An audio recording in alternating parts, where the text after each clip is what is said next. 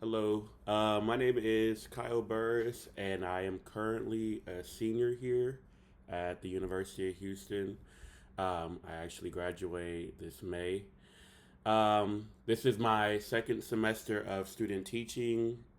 I'm currently teaching at Kingwood Middle School. I'm teaching seventh grade English Language Arts and Reading in Humble ISD. Um, Regarding second language acquisition, second language methodology, my experience with second language. So I did grow up here in the United States, which means that I my primary language that I learned in school was English. Um, I grew up in Illinois. I didn't grow up down here in Texas. I had fairly good teachers growing up. English language arts and reading was always my favorite subject in school. I always enjoyed learning new words and reading new books and all of that stuff. And I can attribute that to my educators, to my teachers, because they really pushed that. Um, I feel like I went through the process of learning English like your general way, where in pre-K you learn about sounds, and you start getting introduced to letters, and then as you progress and go through kindergarten and first grade, where you learn um, how to write your name, how to say your name, um, all of those different things. In addition to that, I feel like I had a pretty good home life. And when I say that, I mean that my mother, she actually used to read to my siblings and I when we were kids, which is a good way to build a child's vocabulary, is to read with them at home.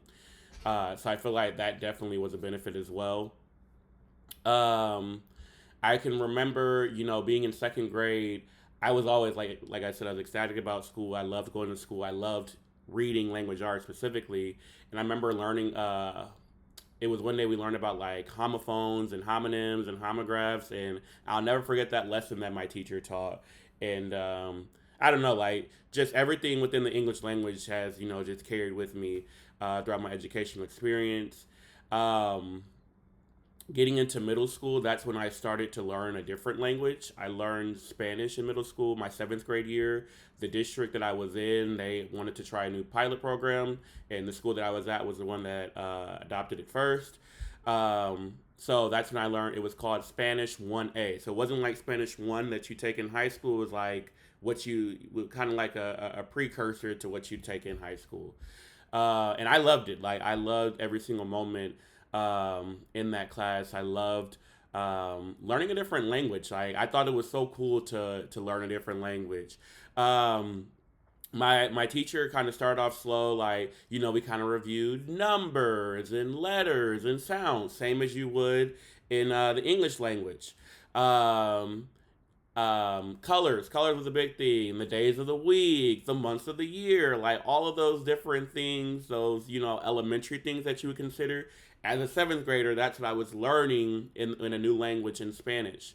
And then as I progressed through the program, that's when we started learning about different like household items, different things that you see on a daily basis. We learned a lot about cognates. I didn't know what a cognate was until I got to the college level. But now that I look back on my experience, like that was a big way of teaching us these words, like words in English that kind of are the same in Spanish. Like, for example, like computadora, same as computer in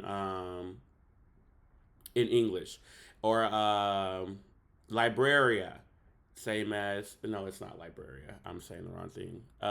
Libro.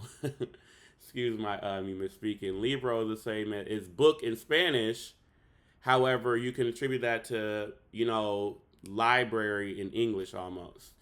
Um, so yeah, that's how I remember like learning a different language, and then that carried me into like the job that I had. I started working at McDonald's when I was 16, and I had a lot of Hispanic people that were there that were Spanish speaking, and I thought it was so cool that I could use like what I was learning in school. I could use it with my coworkers at work, and then as I moved up, becoming a manager and general manager, I was able to articulate myself well with my English speakers and my native speaker and my Spanish speakers. And then even now, I work for TSA at the airport, and I have a lot of international passengers that come to that English isn't their primary language, and I'm sometimes the guy that people come to help with translating because I have that Spanish background. So it's definitely helped me um, in my adult life. As far as my educational philosophy when it comes to second language methodology. I mean, my educational philosophy is very simple. I believe in like a student centered environment, a student centered classroom where education is accessible to everyone. I don't believe that you should be denied an education just because you don't speak the primary language. I feel like everyone should have an equal access to education, and I want to provide that for my students. um, how I feel like I can, help with second language methodology in my classroom is definitely like I was talking about, going back to the basics. Getting out those little kinder first grade books, and working with my emerging bilingual students, helping them learn these new words and this new language. I don't feel like this is something that is too elementary to do with children. If this is a language that they're learning, hey, take it back to the basics. Give them these things. Like I mentioned about cognates, what I did when I was learning Spanish, like how my teacher worked with cognates with us, doing that same thing with us, ensuring that students are speaking on a daily basis in English language arts and reading.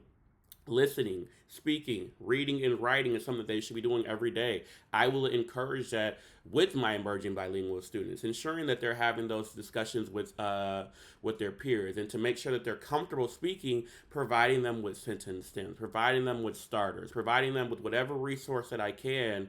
So that they can be successful. And then, of course, always assessing where they're at. What's their proficiency level? I know that TELPAS helps with that, but in the classroom, how can I assist with that so that when they do get to TELPAS, they can be successful? That's about all that I have as far as my educational philosophy and my own experience learning the English language and learning Spanish.